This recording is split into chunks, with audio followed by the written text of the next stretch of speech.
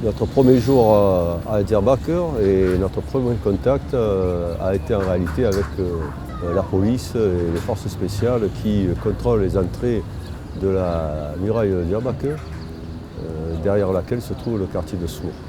Ce que nous savons, c'est qu'il y a eu des tués, il y a eu des morts, il y a de nombreuses destructions et que les corps de ces victimes ne sont toujours pas rendus aux familles. Donc depuis 100 jours, des mères et des pères attendent la restitution des corps de leurs enfants.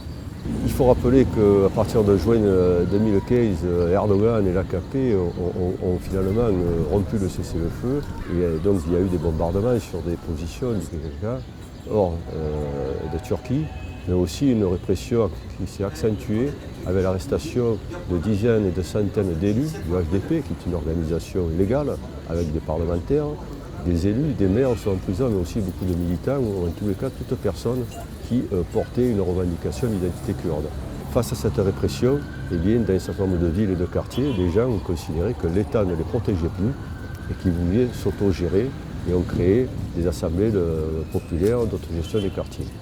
Et l'État a utilisé contre ses propres citoyens eh bien, ses forces armées.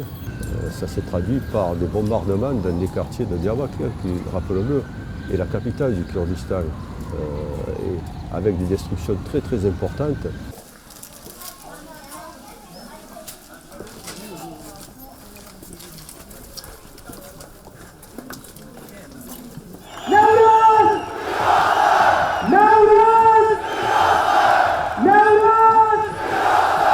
Le 21 mars, jour du Newroz, qui est une fête très importante pour les Kurdes, puisque ça marque à la fois la nouvelle année, mais aussi c'est une fête qui symbolise la résistance du peuple.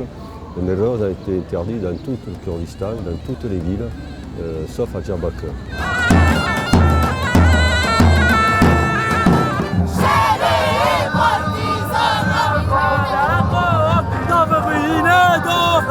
Nous sommes donc nous-mêmes très, surpris de cette capacité des Kurdes de se rassembler dans un climat de terreur où le risque d'attentat, la répression, les obstacles qui ont été mis par la police tout au long du parcours pour accéder au Newroz, qui se tient en dehors de la ville, tout a été fait pour que ce soit un échec.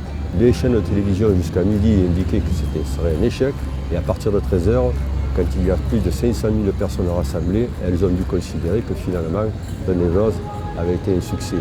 Donc le peuple a répondu présent malgré une situation qu'on peut considérer d'occupation.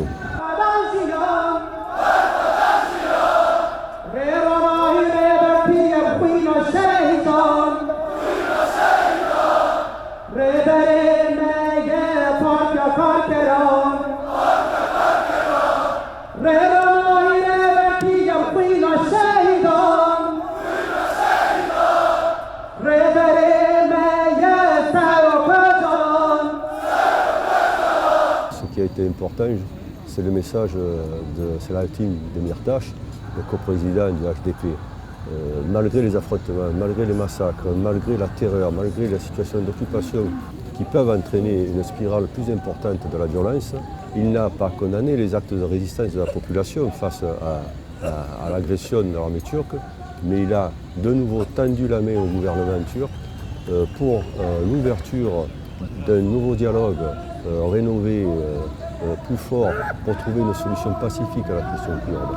Il peut y avoir, si le gouvernement turc, si Erdogan le souhaite, un règlement très rapide de la situation, et ça évitera bien des victimes de part et d'autre.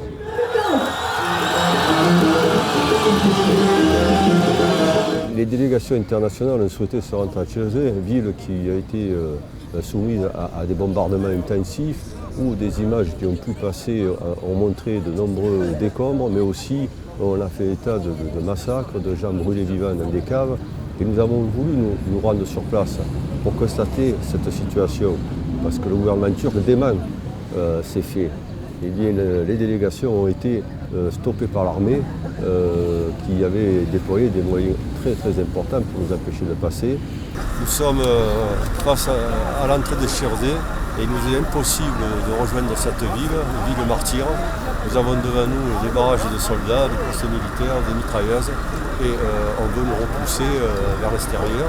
Ce qui veut dire que les autorités et le gouvernement ont quelque chose à cacher sur ce qui s'est passé dans cette ville. On nous a annoncé des morts, des massacres, une ville qui a été soumise à des bombardements. Nous avons rencontré la population pour prendre des témoignages. Et il nous est impossible de nous approcher. Regardez.